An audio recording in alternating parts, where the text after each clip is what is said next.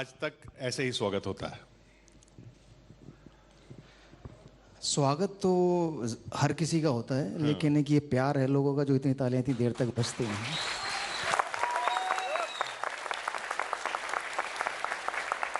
Debut आपका 1 अप्रैल को हुआ था हाँ, पाकिस्तान में। नहीं, इंडिया में हुआ, पाकिस्तान के खिलाफ, माफ कीजिए। तो वो कैसा स्वागत था? नहीं, वो अप्रैल फूल मेरा। सो 2 बॉलें खेली, 1 रन बनाया और वापस आ गया। बट 2 बॉलें खेलने के लिए आप यकीन मानोगे, मोहाली में था तो मोहाली का ड्रेसिंग रूम ऐसे ही जैसे मैं यहाँ बैठा हूँ और ये ग्राउंड है। तो उतर के गया तो बाउंड्री लाइन पे शोएब अख्तर था, तो उसने 38 तक मुझे जितनी गालियाँ आती थी उसने दी, छोड़ा वहाँ तक। फिर आगे शाहिद अफरीदी ने टेक ओवर किया, फिर उसने मुझे क्रीज तक छोड़ा गाली देते हुए। सो 2 बॉल खेलने के लिए 20 साल के लड़के ने वो गालियाँ सुनी माँ बहन की जो उसको आती भी नहीं थी। विरूपा जी, तो डेब्यू तो उतना अच्छा नहीं रहा, बट जब आउट होके आया तो ये था कि यार अब इनके खिलाफ कुछ ऐसा करना ताकि इनकी गालियां बंद हो और फिर मैं इनको गालियां दे सकूं। आपको समझ आ रही थी गालियां? हाँ, मैं मतलब हरियाणवी जाट हूँ तो आती है, बट उस समय तक उतनी नहीं आती थी, मतलब वो ठेठ पंजाबी वाली जो, तो वो समझने में थोड़ा टाइम लगा, बट इतनी तो समझ में आ गई थी माँ बहन की। तो विरूपा जी, एक मोहब्बत आपकी है सोशल मीडिया पे, वो भी अगेंस्ट पाकिस्तान है शोएब अख्तर के साथ। ये कैसी मोहब्बत है? ये मतलब इसका कोई भी नाम दे सकते हैं उस मोहब्बत को, लेकिन हम लोग जब खेलते हैं तो हम लोग ऐसे खेलते हैं जैसे एक हमारा एक लड़ाई हो रही है आपस में। लेकिन जब नहीं खेलते और बाहर होते हैं ना, तो पाकिस्तान में होते हैं तो वो हमारे लिए खाना लेके आते हैं, हमें बाहर लेके जाते हैं। जब वो यहाँ होते हैं तो हम उनके लिए खाना लेके जाते हैं, हम उन्हें बाहर लेके जाते हैं। तो वो प्यार आज भी है, चाहे वो हम लोग कमेंट्री में मिले या चाहे वो हम लोग बाहर कहीं मिले, तो आज भी वो है, बैठते हैं, गुफ्तगू होती है। जैसे अभी कतर में लेजेंड लीग हो रही है तो वहाँ पर पाकिस्तानी भी प्लेयर है, इंडियन भी हैं, श्रीलंकन भी, तो आज भी वो महफिलें वहाँ लग रही होंगी, क्योंकि जो बैठकर बातें होती हैं यार दोस्तों की, उसका मज़ा ही अलग है। जो आप कह रहे हैं गालियों से शुरुआत हुई, वो सब याद आ रहा था आपको जब आप मुल्तान में 300 मार रहे थे? मुल्तान तो मेरे ख्याल से बाद में, उससे पहले तो हम 2003 वर्ल्ड कप खेले थे, तो वो उस समय भी ये बहुत याद आ रहा था। तो उनको जब सचिन तेंदुलकर ने शोएब अख्तर को 1 ओवर में 19 चौके मारे, तो हर चौके और छक्के पे सूद समेत वो गालियां लौटाई है मैंने, नॉन स्ट्राइकर है से। पाजी, शोएब अख्तर के साथ आप सोशल मीडिया पे काफ़ी एक्टिव रहते हैं, आप दोनों के बीच का जो कन्वर्सेशन है वो हर कोई जानता है, खट्टा मीठा होता रहता है। एक कहानी है जब आपने शोएब अख्तर को सचिन पाजी के साथ कुछ जिम वाला सीन हुआ था कि वो अनबैलेंस हो गए थे और आपने शोएब अख्तर को 3-4 दिन डरा कर धमका कर घुमाता रहा, वो क्या है प्लीज? मुझे लग रहा है आज का मुद्दा इंडिया पाकिस्तान ही है। हम लोग लखनऊ में थे, सहारा शहर में, तो वहाँ पर हमारे लिए इंडियन टीम और पाकिस्तान टीम के लिए एक डिनर ऑर्गेनाइज किया था। तो उस डिनर पे परफॉर्मेंस भी थी, शाहरुख खान और वो सब आए हुए थे। तो उसके बाद हम लोग खाना पीना कर रहे थे, तो शोएब अख्तर ने शायद कुछ 2-4 पैक ज़्यादा लगा लिए। तो उसके बाद वो सचिन तेंदुलकर को उठाने लगे।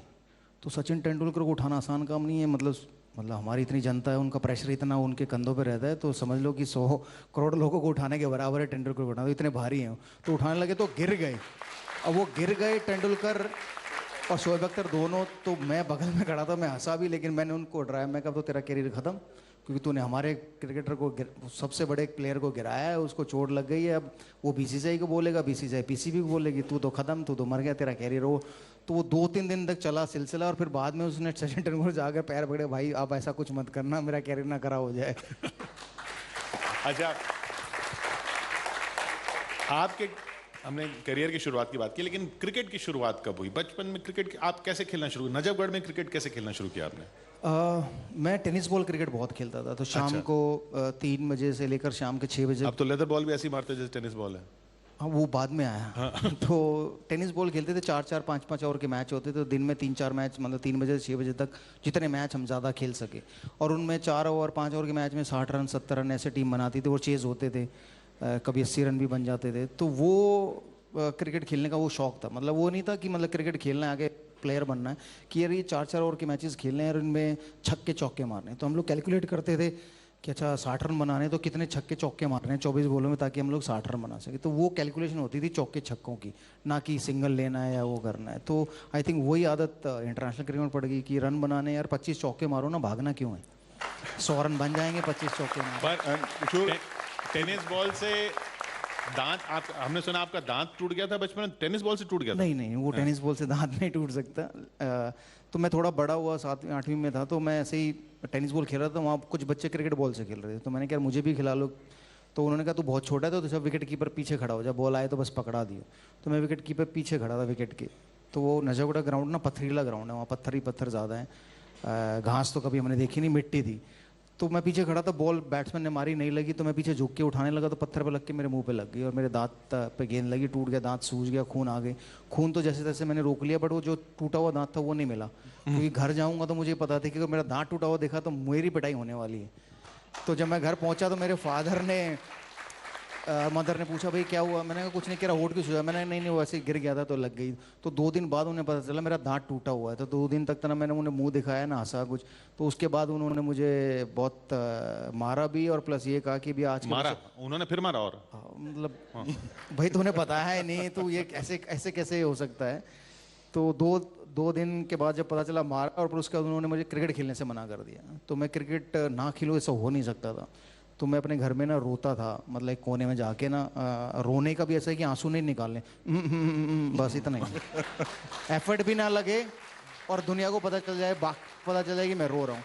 सो मेरे जो सबसे बड़े ताऊ जी थे भूप सिंह जी, वो आए और उन्होंने पूछा भाई क्यों रो रहा है। मैंने कहा जी ऐसे ऐसे मेरा बॉल लगी थी, दांत टूट गया, तो मुझे खेलने नहीं दे रहे। तो उन्होंने मेरे फादर को बोला तू भी तो बहुत खेलता कूदता था, तू भी तो बहुत टूटता फूटता था, तेरे को किसी नहीं रोका, तू क्यों रोक रहा। तो फिर उन्होंने परमिशन दिला दी खेलने की, और फिर क्रिकेट खेलते रहे उसके बाद। एंड यू नो किशोर, वीरूपा जी की कहानी बड़ी दिलचस्प है कि गैंगस्टर, नजफगढ़ में पहले तो गैंगस्टर बहुत हुआ करते वीरूपा जी, उनके बीच आपने खेला, वहीं से आपने कॉन्सेप्ट उठाया कि चलो गैंगस्टर तो बंदूक लेके जाता है, मैं बल्ला लेके 22 गज की पट्टी पे आक्रामकता फैलाता हूँ। गैंगस्टर वहाँ से ये सोच तो नहीं आई कि बंदूक से बैट लेके जाऊँ, बट ये है कि हम लोग बच्चे मालूम नहीं था, तो बहुत सारे बच्चे जो हमारे साथ खेलने आते थे बड़े, शाम को हमारे साथ, और अगले दिन पता चलता था कि कोई कांड हो गया और उन कांड में वो बच्चे शामिल थे। या ऐसा भी हुआ है कि अगले दिन वो बच्चों की लाश मिली नाले पर, कि उनकी किसी ने गोली मारकर हत्या कर दी।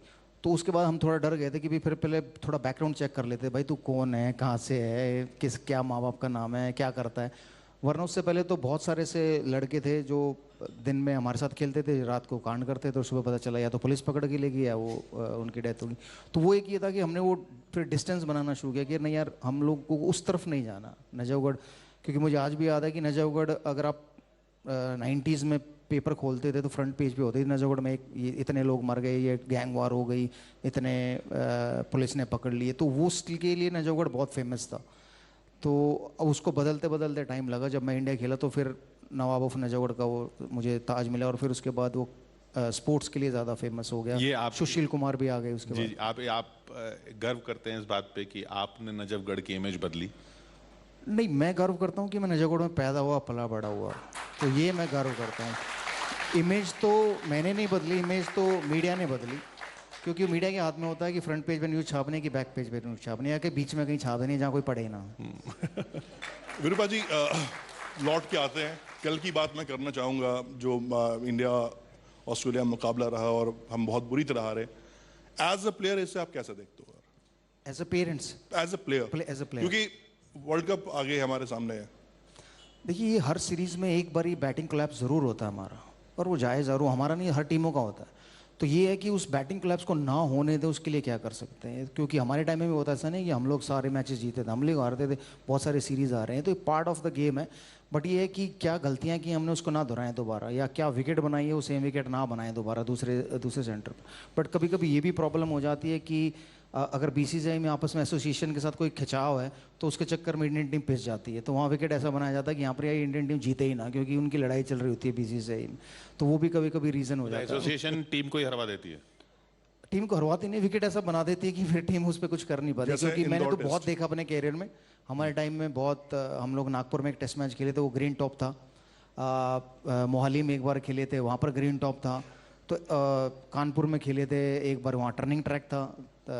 तो ऐसा होता है कि बहुत बार कि हमें ध्यान में रखकर कि भाई हमारी मतलब एसोसिएशन की बोर्ड से लड़ाई चल रही है, यार इनको ये दे दो ताकि इनका थोड़ा सा बीसीसीआई का नाम खराब हो ऐसा, बट वो होना नहीं चाहिए। बट ये I think credit Australian team को भी देना चाहिए कि जिस तरीके से उन्होंने पहला मैच हारा उसके बाद कम बैक किए, तो आई थिंक वो बैटिंग कोलैप्स एक बार ज़रूर होता है, तो मुझे लगता है शायद वो कोलैप्स अच्छा है कि वर्ल्ड कप से पहले जितनी बार होना हो जाए, वर्ल्ड कप में ना हो।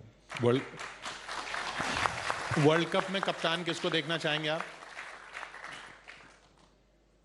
जब से मैं रिटायर हूँ कि बहुत सारे कप्तान आए हैं, बट एक भी कप्तान ऐसा नहीं जो हारा हो, और वर्ल्ड कप एक भी कप्तान ऐसा नहीं जिसने जिताया हो। तो फर्क नहीं पड़ता कि कौन कप्तान है, फर्क ये पड़ता है कि टीम कॉम्बिनेशन क्या खेलेगा। सही प्लेइंग 11 खेलती है तो फिर आपकी जीत निश्चित हो जाती है, क्योंकि कप्तान कोई भी हो उससे ज़्यादा फर्क नहीं पड़ता। कोहली थे तब भी हम लोग बायलैटरल जीत रहे थे, वर्ल्ड कप नहीं जीते, सेमीफाइनल हार गए। रोहित शर्मा बने हैं, उनके अंडर भी वर्ल्ड कप T20 खेले, वहाँ भी सेमीफाइनल हार गए। तो टीम कॉम्बिनेशन उस दिन बेटर होना चाहिए और टीम की उस दिन परफॉर्मेंस बेटर होनी चाहिए, तभी आप जीत सकते हो। तो मेरे ख्याल से रोहित शर्मा अभी तक अच्छी कप्तानी कर रहे हैं, शायद वही होने चाहिए। और उसके बाद फिर आप अगले वर्ल्ड कप की तैयारी कर सकते हो कि अगले वर्ल्ड कप में कौन कप्तान हो सकता है। विरूपा जी, पिच को लेकर मैं बात जरूर करना चाहूंगा, आप क्योंकि आप पूरे दुनिया में खेल रखे हो मुकाबला। हर बार ये होता है कि इंडिया में आके टर्निंग पिच, ऑस्ट्रेलिया कहती कि नहीं अच्छी पिच बननी चाहिए, तो क्या ये जायज़ है कि हम लगातार टर्निंग पिच को ही फोकस बनाएं, अपनी ताकत बनाएं? यार हम लोग ने कभी कंप्लेंट नहीं की ऑस्ट्रेलिया जाके कि हमें ग्रीन टॉप क्यों दे रहे हैं। हम लोग एडिलेड खेले, वहाँ एक बार ग्रीन टॉप मिला। हम लोग ब्रिस्बेन गए, वहाँ में ग्रीन टॉप मिला। पर्थ गए, हमें वहाँ ग्रीन टॉप मिला। सो हमारी तरफ से एक बार भी स्टेटमेंट नहीं आया यार फेयर विकेट होनी चाहिए जी, या फ्लैट विकेट होनी चाहिए या बैट्समैन के लिए विकेट होनी चाहिए। तो मुझे ये समझ में आता जब वो टीमें यहाँ आती हैं तो वो क्यों कंप्लेन करती हैं। सो एटलीस्ट आपको क्रिकेट खेलना है तो आप अपनी स्किल्स, आपकी बैटिंग की स्किल है तो आपको स्पिन और फास्ट दोनों खेलने आनी चाहिए। सो इंडियन टीम भी तो स्पिन और फास्ट दोनों खेलती है, वहाँ जाकर कंप्लेंट नहीं करती। इतने सालों के बाद किसी टीम ने ब्रिस्बेन में ऑस्ट्रेलिया को हराया, वो भारतीय टीम थी। अगर हम लोग कंप्लेंट करते तो हम लोग वो मैच नहीं जीत पाते, टेस्ट मैच। तो ये तो होम एडवांटेज है और होम एडवांटेज का फ़ायदा होना चाहिए। हम लोग जब इंग्लैंड जाते हैं, साउथ अफ्रीका जाते हैं, तो वो हमारे लिए ये सोच के पिच बनाते हैं कि हम इंडिया जाएंगे तो हमें टर्निंग ट्रैक मिलेंगे, तो इसलिए इनके लिए यहाँ स्विमिंग ट्रैक बनाओ ताकि यहाँ पर हम 4-0 जीते। तो वो हर देश करता है। तो बट क्या है कि जब इंडिया में आके खेलते हैं ना तब वो कंप्लेंट ज़्यादा होती हैं। आप इंग्लैंड, ऑस्ट्रेलिया, साउथ अफ्रीका खेले तो वहाँ कंप्लेंट नहीं होती। वहाँ कभी क्या हम उनकी कंप्लेंट ज़्यादा सुनते भी हैं? प्लेयर लोग नहीं सुनते, हाँ, बट मीडिया ज़रूर सुनता है। क्योंकि मीडिया को सबसे ज़्यादा जो अटेंशन मिलती है वो थोड़ी नेगेटिव न्यूज़ पे मिलती है, और जब ये कंप्लेंट होती है तो नेगेटिव न्यूज़ ही एक तरह। पहले हमारा सिस्टम ऐसा था कि हम बड़े ऑ में रहते थे कि वाह कोई फॉरेन कोच आएगा। आपने भी फॉरेन कोच के साथ काम किया, तो अब तो वो सिलसिला फाइनली ख़त्म हो गया, ये मान लिया जाए? मैं बीसीसीआई में नहीं हूँ तो ये बता नहीं सकता फाइनली वो ख़त्म हो गया नहीं हो गया, लेकिन ये ज़रूर है कि मैं हमेशा मानता था कि हमारे देश में भी उतने ही अच्छे कोचेज़ या प्लेयर हैं जो इंडियन टीम को मैनेज कर सकते हैं, तो हमें फ़ॉरेन कोच की ज़रूरत नहीं है। बट जो मुझे, जब मैं खेल रहा था तो मैंने 2-3 बार पूछा ये सवाल अपने सीनियर से कि भाई जॉन राइट के बाद क्यों हम लोग दूसरा फ़ॉरेन कोच चाहते हैं। तो क्योंकि उन लोगों ने बहुत सारे इंडियन कोचेज़ के साथ अपना टाइम बिताया था, तो वो ये कहते थे कि कभी कभी इंडियन कोच ना बायस हो जाते हैं, फेवरेट हो जाता है, कोई फेवरेट नहीं होता है, तो जो नहीं होता बेचारा उसकी शामत आ जाती है, वो उसको बाहर चले जाता है। तो फॉरेन कोच आएगा सबको एक निगाह से देखेगा, ऐसा उनका मानना था। बट एक्चुअली फॉरेन कोच भी आकर सबको एक निगाह से नहीं देखता, उसके भी फेवरेट होते हैं, वो भी नाम के आगे गिर जाता है, ये तेंदुलकर है, द्राविड है, गांगुली है, लक्ष्मण है, तो वो ऐसा कुछ नहीं होता। तो बाद में आप चैपल के फेवरेट बने नहीं कभी? नहीं, मैं आया तो चैपल ने पहली स्टेटमेंट ये दी थी कि भाई Sehwag will be the next captain. अब 2 महीने में ऐसा क्या हो गया कि पता नहीं कैप्टन से वो टीम से बाहर हो गए। सो ऐसा मुझे ऐसा लगता है कि कोचिंग, इंडियन टीम को कोचिंग की ज़रूरत नहीं, इंडियन टीम को मैन मैनेजमेंट की ज़रूरत है कि भाई आप एक ऐसा आदमी हो जो सारे प्लेयरों के साथ ना अच्छी दोस्ती रख सके, अच्छा ख्याल रख सके। भाई कोच को ये मालूम होना चाहिए कि बस मेरे को इसको कितनी प्रैक्टिस करानी है, इसको कितनी नहीं, जो कि आई थिंक उन सब में बेस्ट थे गैरी कर्स्टन, क्योंकि वो मुझे सिर्फ 50 बॉलें खिलाते थे। राहुल द्रविड़ को 200 बॉलें खेलते थे, सचिन तेंदुलकर 300 बॉलें खेलते थे, गौतम गंभीर 400 बॉलें खेलते थे, आकाश चोपड़ा और ज़्यादा खेलते। तो ये उनको मालूम था कि यार इनको इतनी बॉलें खेलने को मिलनी चाहिए, इसको इतनी बॉलें खेलने को मिलनी चाहिए, और उसके बाद वो छुट्टी देते थे कि भाई अब आपका काम हो गया, आप घर जाइए, होटल जाइए आराम की। तो वो उनको पता होना चाहिए कोचेज़ को कि यार मेरे ये प्लेयर हैं, इनको मेरे को कितनी प्रैक्टिस करानी है, किसको कितनी प्रैक्टिस की ज़रूरत है, किसको प्रैक्टिस की ज़रूरत नहीं है। तो बहुत सारे प्लेयर ऐसे भी होते हैं जो अपने आप को मेंटली प्रिपेयर करते हैं, क्योंकि उन्हें मालूम है मैं 15 साल से क्रिकेट खेल रहा हूँ, अब मुझे प्रैक्टिस में मेरी ना कोई बेटर होना है ना कुछ ख़राब होना है। तो अगर मैं मेंटली फिट रहूँगा, अच्छा सोचूंगा, तो शायद मैं बेहतर रिजल्ट प्रोड्यूस कर सकता हूँ। तो वो हमारे लिए वो काम बेटर है इंडियंस के लिए कि हम लोग अपने प्लेयरों को उससे मेंटली ख्याल रखें, क्योंकि प्रैक्टिस और फिजिकली तो ख्याल प्लेयर खुद रख सकता है, एक मेंटली होता है ना, उसको कंफर्ट जोन मिलना चाहिए ताकि वो बेहतर परफॉर्मेंस दे सके। मेंटल फिटनेस की आपने बात की, क्रिकेट से थोड़ा सा अलग लेना चाहूँगा कि जो स्ट्रेस की बात की जाती है आज की लाइफ में, तो एक क्रिकेटर से ज़्यादा स्ट्रेस किसने देखा जिसमें पूरा स्टेडियम आपके खिलाफ होता है कभी कभी और उसमें आपको जाके खेलना होता है। तो ये जो स्ट्रेस, जो दूसरा स्ट्रेस है, जीवन का स्ट्रेस जिससे लोग जूझते हैं, उनको आप क्या सलाह देंगे, आप कैसे हैंडल करते थे? यार मेरा तो फंडा ये था कि स्ट्रेस लेना नहीं, स्ट्रेस देना आना चाहिए। सो मैं तो कोशिश ये करता था कि बॉलरों को स्ट्रेस दे दूँ पहली बॉल पे ही, चौका छक्का मार दूँ। सो मेरे फादर हमेशा मुझे एक बात कहते थे कि ज़िंदगी में जितना मिले उससे खुश रहना आना चाहिए। सो मैंने वो टाइम देखा है जब मेरे फादर मदर, हम दो भाई और दो बहनें थी, तो 6 बंदों के लिए 1000 रुपये मिलते थे महीने के। तो उस 1000 रुपये में गुजारा किया है। फिर वो 1000 धीरे धीरे कुछ सालों के बाद 5000 रुपये हो गए, फिर वो 5000 से वो 10,000 रुपये हो गए। फिर मैं इंडिया खेला तो वो लाख रुपये हो गए एक, फिर वो और बड़ा प्लेयर बना तो 10 लाख हो गया, आज करोड़ है। लेकिन मेरी ज़रूरतें उतनी हैं जितनी मेरे 1000 में थी। ऐसा नहीं है कि मेरे पास करोड़ों आ गए तो मेरी ज़रूरतें बदल गई, बट ये है कि मैं खुश हूँ। तो वो खुश रहना बहुत ज़रूरी है, वरना इच्छाओं की सीमा नहीं है। सो आज अगर मेरे पास एक 500 गज़ के प्लॉट पे घर है तो मैं चाहूँगा यार 5000 गज़ पे मिल जाए, या 50,000 गज़ पे मिल जाए, या अंबानी जैसा घर मिल जाए, या मेरा प्राइवेट जेट हो जाए। तो इच्छाओं की सीमा नहीं है। तो जितना अगर उसमें खुश है, उसमें आप खुश हो, तो फिर आपको स्ट्रेस नहीं होगा लाइफ में, मुझे ऐसा लगता है। विरूपा जी, आपके दौर में, आप सचिन पाजी, हम लोगों ने कवर किया, देखा है कि आपके कुछ टेक्निक में इशू होता था तो आप मैदान पे घंटों प्रैक्टिस करते थे। आजकल ये देख रहे हैं कि अगर किसी की बल्लेबाजी में टेक्निकल कोई इशू है तो वो ग्राउंड पे कम जिम में ज़्यादा दिख रहा है। टाइम की बात है, टाइम बदल गया है। तो हमारे टाइम में हम लोग ज़्यादा कोशिश करते थे जितना ज़्यादा ग्राउंड पर, जितना ज़्यादा अपनी प्रैक्टिस स्किल्स को इम्प्रूव कर सके, चाहे वो फील्डिंग प्रैक्टिस हो, बॉलिंग हो या बैटिंग हो, तो उसको जितना इम्प्रूव कर सके, क्योंकि एंड में मेरे वो काम ज़्यादा आनी है, जिम वाला काम कम आना। हाँ, जिम से एक फ़ायदा हो सकता है कि मैं 10 साल की बजाय 15 साल या 20 साल खेल सकता हूँ, वो ज़रूर है, वो होना चाहिए। लेकिन वो बॉडी टू बॉडी होना चाहिए कि अगर मेरी बॉडी अलाउ करती है मुझे इतनी एक्सरसाइज करना या ये जिम वेट लिफ्टिंग करना, तो मुझे वो करनी चाहिए। नहीं अलाउ करती, मुझे पता है मेरे को बैक प्रॉब्लम है या मेरे को नी प्रॉब्लम है, मैं सिर्फ उसको मैनेज कर सकता हूँ, तो उतनी ही एक्सरसाइजें करनी चाहिए। I think skill is more important than anything else. क्योंकि बीच में इंडियन टीम में एक ट्रेंड ये भी आया था कि अगर आप यो टेस्ट फेल हो गए हो तो आपको इंडियन टीम में खेलने का मौका नहीं मिलेगा। सो अगर हमारे टाइम में ये होता तो हमारे बहुत सारे दिग्गज खिलाड़ी वो टीम का पार्ट ही नहीं होते, क्योंकि वो यो टेस्ट कभी नहीं पास कर पाते। तो वो उस समय स्किल्स पे ज़्यादा इंपॉर्टेंट था। और आज भी स्किल ही है, आपको मैच कौन जिताएगा, जो अच्छा खेलेगा वो जिताएगा, जो अच्छा भागेगा वो जिताएगा। सो भागने वाला अगर चाहिए तो फिर वो मैराथन में दौड़ा लो उसे, क्रिकेट खिलाने की क्या ज़रूरत है। तो मुझे ऐसा लगता है। गालियों से बात शुरू हुई जो आपके उसकी, लेकिन उसके बाद तो ये भी कहानियां हैं कि आप फिर उनको गाने सुनाते थे प्लेयर्स को फील्ड में। हाँ, मतलब गालियाँ तो एक हद तक ही दे सकते हो ना। सो मैंने 309 रन बनाए, 254 बनाए, 201 रन बनाए, तो अब पहले 10 मिनट पहले 100 रन तक गालियाँ दे सकते हो। उसके बाद तो फिर भाईचारा बन ही जाता है कि यार अब कितनी गालियाँ दोगे। मुझे याद है एक यासिर हमीद करके एक खिलाड़ी था, जब हम लोग पाकिस्तान गए 2004 में, तो वो जब मैंने 300 रन बनाया तो वो हमें लिफ्ट में मिला, तो मुझे वो बोला कि यार मैं इस मैच में तो आउट हो गया, तुमसे अगले दोनों मैचों में तुमसे आउट ही नहीं होने वाला, तुम देख लो ना मुझे कैसे आउट करोगे। तो मैंने कहा अच्छा। तो मैं उसका ऐसा, तू डॉन ब्रैडमैन है। तो मैं उसको पूरे टूर पे ना डॉन ब्रैडमैन कहता रहा, डॉन ब्रैडमैन क्या हाल है, डॉन ब्रैडमैन। और उसके उसने ना कोई रन नहीं बनाया अगले 2 टेस्ट मैचेस में। तो जब जब आउट होता था मैं उसको कहता था डॉन ब्रैडमैन तू तो आउट हो गया है।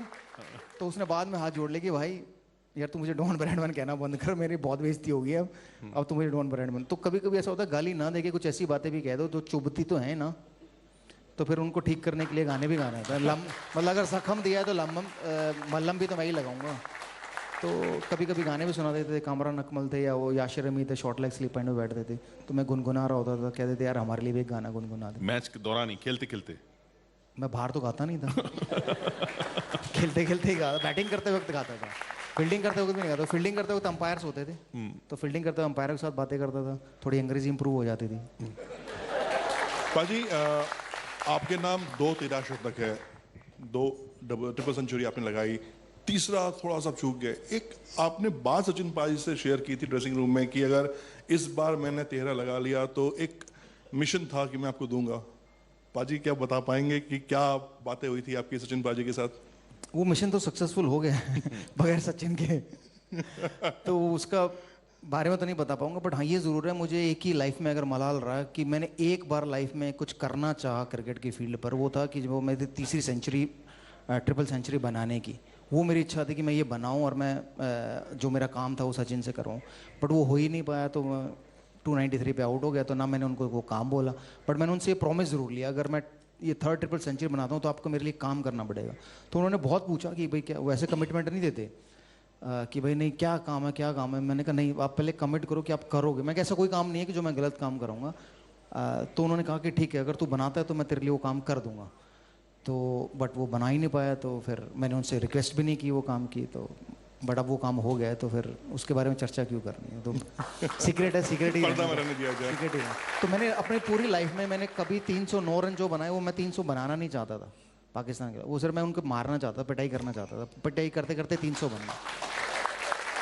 2 second triple century South Africa के खिलाफ जब बनाई 319, तो टी टाइम तक 170-80 पे मैं इतना थक गया था कि मैंने सिर्फ लप्पेबाजी की, मतलब टेस्ट मैच में जैसे T20 खेलते हैं ना, 20-20 रन एक ओवर में मारे, और पता चला टी हो गई, फिर थोड़ी देर बाद आया तो 250 पे पहुंच गया, तो ऑटोमेटिकली 300 रन बन गए। तो वो बनाना ही नहीं गया मैं, 300 रन एक ही बार बनाने का जो बने नहीं। तो और एक बार ट्रिपल सेंचुरी आपने इसलिए मारी थी कि आपको मसाज करवाना था किसी से? हाँ, वो भी मतलब ये था कि एंड्रू लीपस हमारा फिजियो था, तो वो कभी मसाज नहीं करता था प्लेयर को, वो मैशोर के पास भेज देता था। तो मैंने कहा यार मेरी बैक बहुत सोर है, मसाजर को पता नहीं है, क्योंकि माने का हमारे एक मसाजर होते थे, वो अपने देसी थे, बस तेल लगाया और घसीट दिया हाथ, तो उन्हें नहीं पता कौन सी मसल कौन सा टेंडन क्या है। तो मैंने कहा एटलीस्ट तू करेगा तो तुझे पता है कि कौन सी मसल्स है, कौन सा टेंडेंट है, कहाँ पर ग्लूट मसल होती है। मैंने कहा उन्हें क्या बताऊँ मैं, ग्लूट मसल, उनको बोला ग्लूट मसल तो हैमस्ट्रिंग पे चढ़ जाते थे, तो उनको मसाज का मतलब है कि तेल लगाओ और हाथ से रगड़ दो बस। तो वो उन्होंने बोला अगर तू 300 बनाएगा तो मैं तेरे को मसाज करूँगा। तो एक वो रीज़न भी था कि चलो 300 हो गया तो मसाज मिल जाएगी। कितने घंटे मसाज कराए आपने? हाँ, तो उन्होंने दी। हाँ, उन्होंने एंड्रू लिपस ने 1 घंटा मसाज दी, बट 1 घंटे की जगह मैंने 1.5 घंटा कराया। मैंने कहा यार आधा घंटा तो फालतू बनता है। ये इंग्लिश का फिर क्यों, आपने कहा ना कि एम्पायर से इसलिए बात करते थे कि भाई इंग्लिश इंप्रूव हो जाएगी, क्यों ऐसा क्या शौक था, ये क्यों करनी थी? नहीं देखिए, अब जब आप अंपायर से बात करते हो तो आप अंपायर के फेवरेट भी हो जाते हो, थोड़ी उसकी तारीफ भी करते हो, what you are very good umpire. तो कभी कभी सचिन को गलत आउट दिया तो मैंने कहा यू आर राइट, है no, so he was disappointed but you are right, your decision was spot on. And तो उस चक्कर में आपको 1-2 बार आउट नहीं देता क्योंकि आप उसके फेवरेट हो जाते हो। अगर आप अंपायर के फेवरेट हो गए, जैसे रूडी कस्टन एक अंपायर थे, डेविड शेफर्ड एक अंपायर थे, तो ये जब मैं बैटिंग करता था तो मैं लप्पा मारता था ना, तो वो जब मैं उनके पास खड़ा होता तो मेरे को कोहनी मारते थे ऐसे जोर से कि I want to see your batting and I don't hit in the air. I said okay. तो एटलीस्ट ये तो श्योर हो गया कि पैड पे जो क्लोज अपील होगी वो मैं आउट नहीं होने वाला हूँ क्योंकि उसको मेरी बैटिंग देखनी है। तो वो फायदा मिल जाता कभी कभी अंपायर को। आज वो दिन मिस करते हैं आप सचिन पाजी, युवराज, भज्जी पाजी? आज मैं उनकी कंपनी मिस करता हूँ, बट खेलना कभी नहीं मिस करता, क्योंकि मेरे शरीर में इतने दर्द है कि दोबारा खेलने जाता हूँ दर्द वापस आ जाते हैं। तो वो फिर गलत है। तो मेरे बच्चे कहते हैं कि पापा मतलब उनको थ्रो डाउन कराता हूँ तो मेरा कंधे 2 शोल्डर सर्जरी हुई है राइट शोल्डर की, उन्हीं से थ्रो डाउन कराना पड़ता है। तो 10-10 मिनट बांटे हुए हैं कि बस उससे ज़्यादा मैं थ्रो नहीं मार सकता, उससे ज़्यादा मारा तो मेरा दर्द वापस आ जाएगा कंधे का।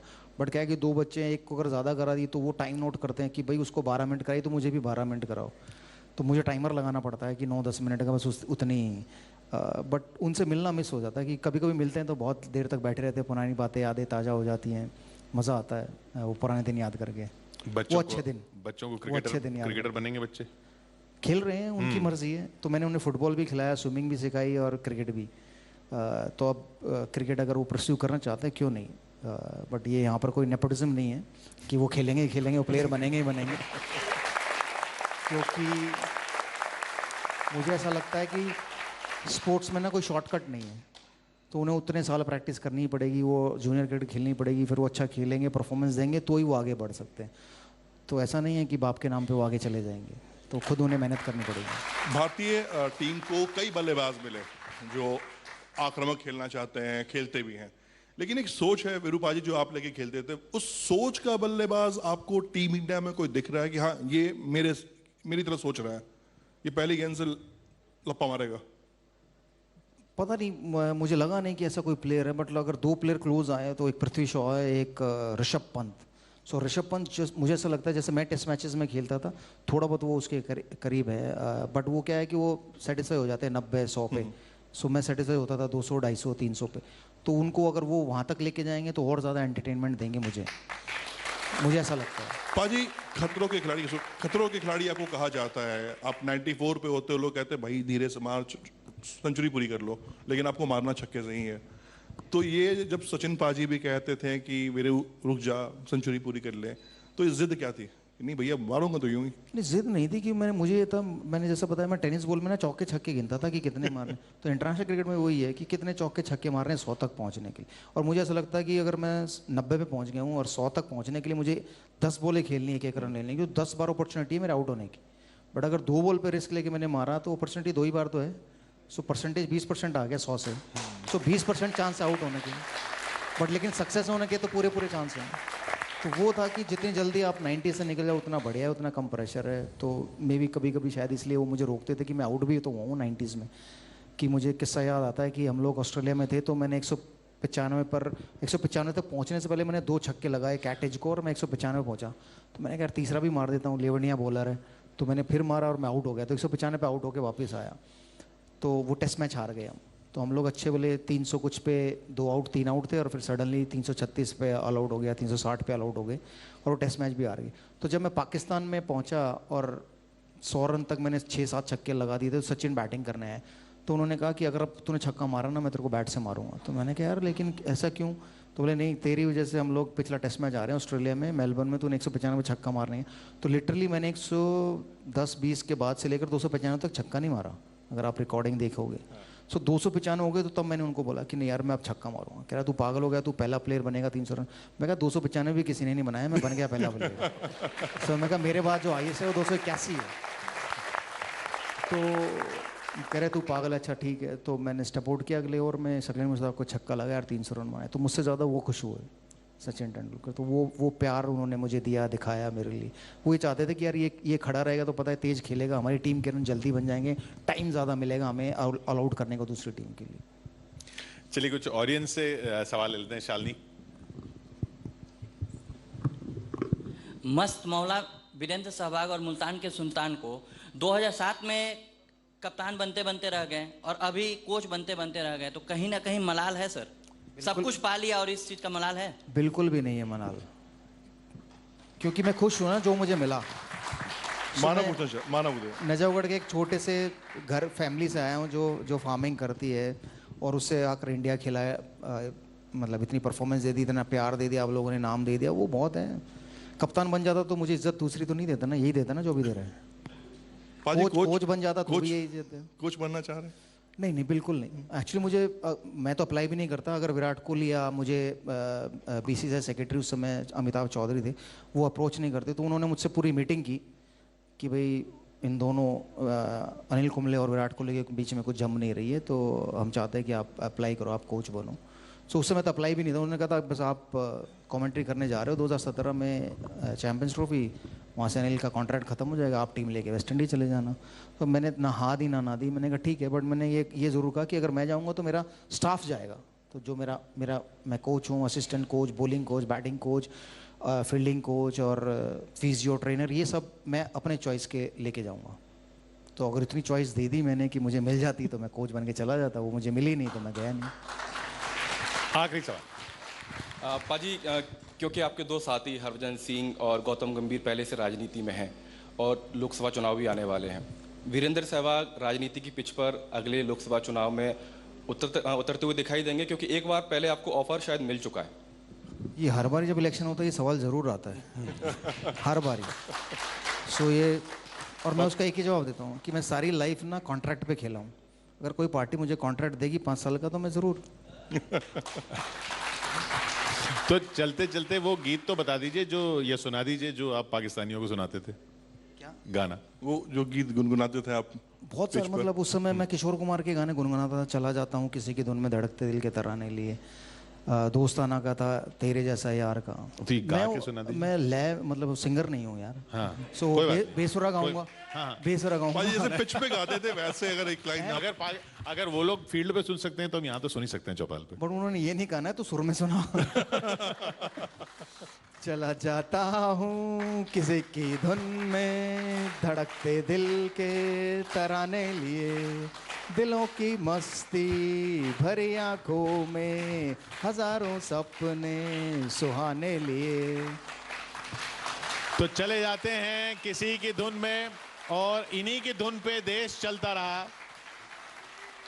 बहुत बहुत शुक्रिया वीरेंद्र हमारे साथ यहाँ जुड़ने के लिए। Big applause for Virender Sehwag. Viru ji 2 minute.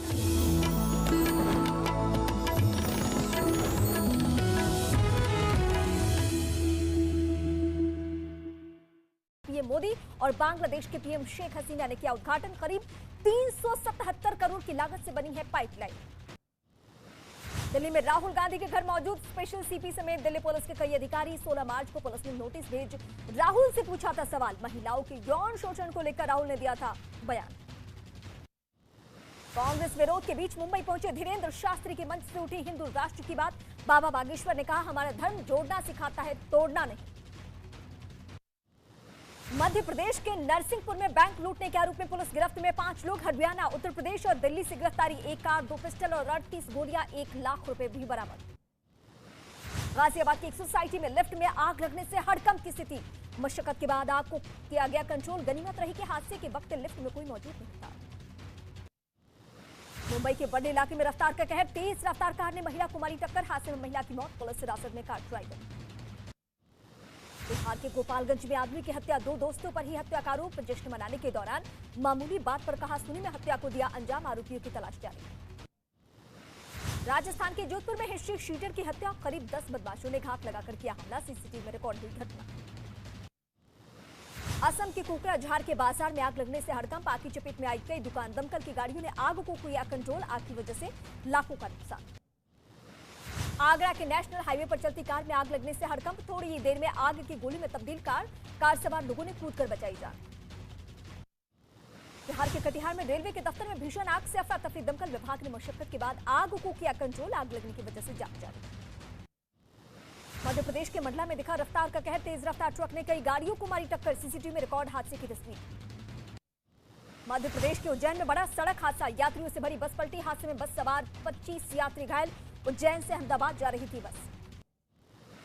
Jharkhand के बांका में नाबालिग से रेप के आरोप में 3 लोग गिरफ्तार। तीनों आरोपियों को भेजा गया जेल। यूपी के बहराइच में भारत नेपाल सीमा पर एसएसबी को बड़ी कामयाबी। चेकिंग के दौरान 50 किलो चरस पकड़ी। कार की स्टेपनी में छिपाकर लाई जा रही थी करोड़ों रुपए की चरस। झारखंड के जामताड़ा में पुलिस गिरफ्त में साइबर आरोपी Mansoor Ansari. Credit card active करवाने के नाम पर सीआरपीएफ महिला जवान से करीब 2 लाख की।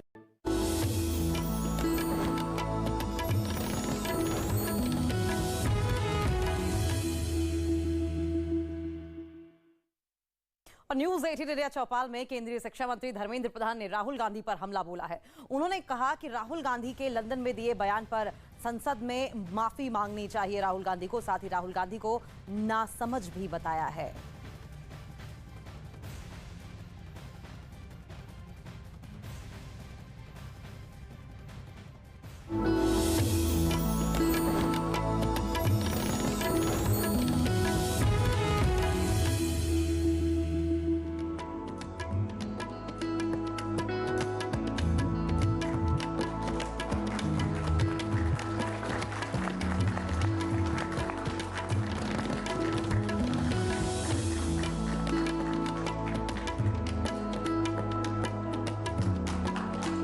बढ़ाते हैं चौपाल को आगे। अच्छा, डेवलपमेंट को मापने का कोई पैमाना होता है क्या? विकास की रफ्तार को भला कोई कैसे जांचे? वेल, आसान है, 5G फोन के डेटा की स्पीड और वंदे मातरम ट्रेन की रफ्तार से। हमारे अगले मेहमान हैं ब्यूरोक्रेट से केंद्रीय मंत्री बने अश्विनी वैष्णव जी, जिन्होंने पिछले कुछ सालों में भारतीय रेल और संचार की तस्वीर ही बदल दी। तो तालियों की गड़गड़ाहट के साथ स्वागत कीजिए अश्विनी वैष्णव जी का और उनसे बातचीत को आगे बढ़ाएंगे